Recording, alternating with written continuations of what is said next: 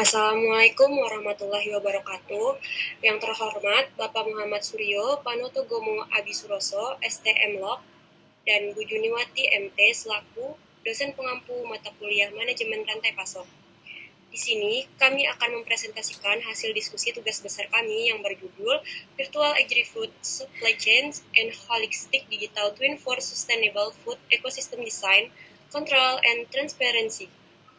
Di sini kami dari kelompok 6 beranggotakan 1. Misbakul Munir, 2. Edo Prima Surya, 3. Verika Fernandes, 4. Rizky Bella Persada, 5. Michael Ronaldinho, 6. Imam Ramadhani.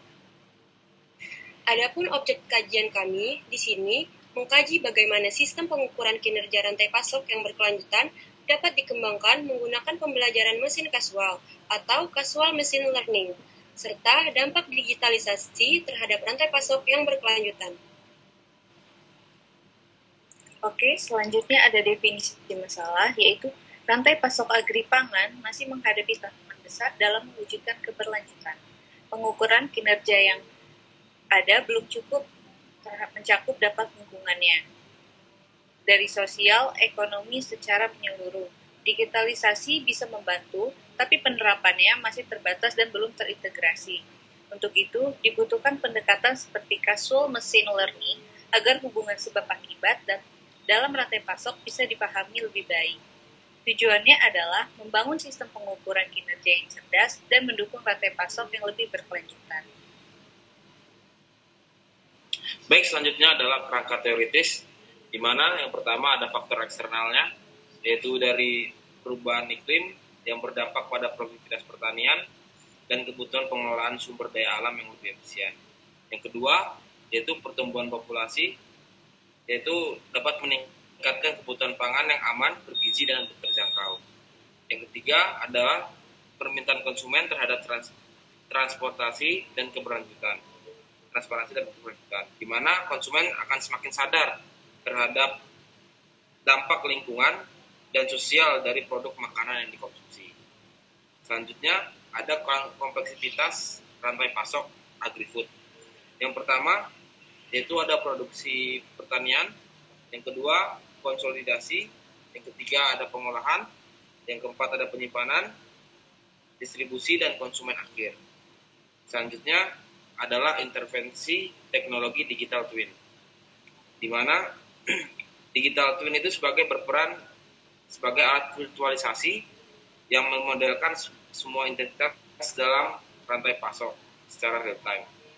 Komponennya sendiri ada virtualisasi proses, yang kedua ada sistem kontrol real time, yang ketiga simulasi skenario what if, dan fungsinya sendiri yaitu untuk estimasi KPI multidimensi, ekonomi, logistik, lingkungan, keamanan, dan kualitas pangan, nutrisi, dan dampak sosial.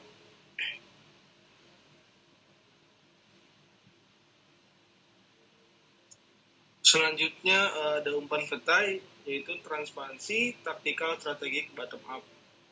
Selanjutnya ada operasional, yaitu operasional top down. Yang pertama ada kontrol temparut, forecasting. Lalu yang kedua ada taktikal konsentrasi, yaitu pitahan markar. Lalu ada taktikal middle out, yaitu yang pertama ada scheduling, lokasi, kapasitas, dan reduksikon sumber markar yang menghasilkan transparansi penuh dalam AWST dan pengambilan keputusan berbasis data serta reduksi limbah, emisi, dan ketidakefisienan. Lalu hasil dari intervensi teknologi digital twin yaitu transparansi penuh dalam ASC, pengambilan keputusan berbasis data, reduksi limbah, emisi, dan ketidakefisienan, lalu edukasi konsumen melalui label multidimensi dan QR code.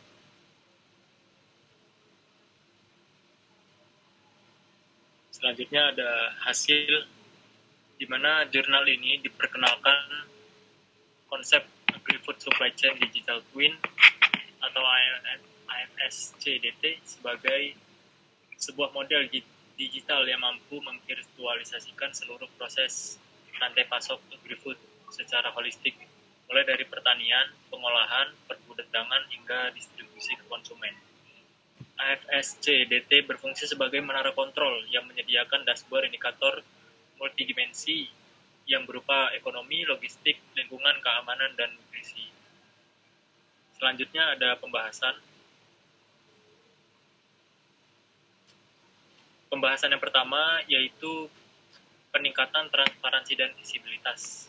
AFSCDT memungkinkan pelaku industri dan konsumen untuk melihat dampak ekonomi, logistik, lingkungan, keamanan, dan nutrisi dari setiap pesanan makanan secara transparan.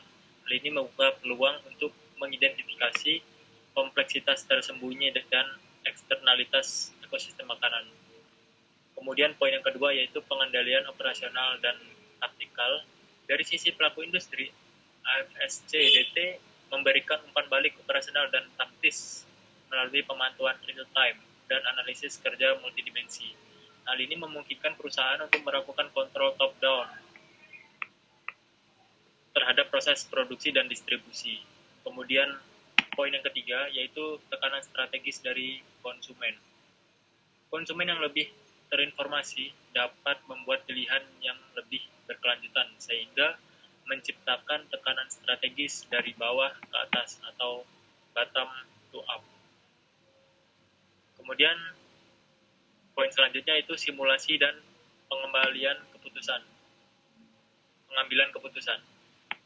Analisis skenario what if pada AFSCDT membuktikan bahwa model ini dapat menggunakan untuk menguji berbagai strategi dan kebijakan dalam rantai pasok. Simulasi ini membantu pemangku kepentingan atau stakeholder dalam memprediksi dampak dari perubahan operasional. Kemudian poin yang terakhir yaitu implikasi untuk keberlanjutan. AFSCDT berkontribusi pada transisi rantai pasok agri-food menuju pola yang lebih berkelanjutan, aman, berkualitas, dan lebih terjangkau. Next.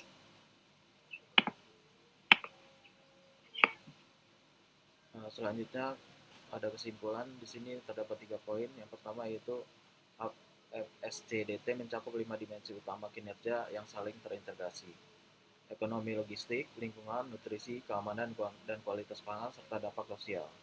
Metrik-metrik ini dirancang untuk mendukung pengambilan keputusan baik oleh praktisi industri maupun konsumen secara menyeluruh. Yang kedua yaitu digital twin berfungsi sebagai pusat kontrol yang memvisualisasikan seluruh alur operasi rantai pasok secara real time.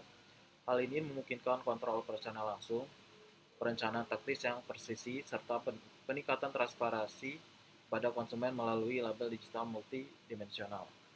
Dan yang terakhir yaitu dengan mensimulasikan data spesifik tiap pesanan makanan, AFSCDT menghasilkan analisis yang jauh lebih akurat dan kontekstual dibandingkan dengan pendekatan rata-rata, yang dimana ini membantu mengidentifikasi peluang efisiensi, mengurangi emisi karbon, dan menyusun strategi distribusi yang lebih berkelanjutan berdasarkan kondisi nyata.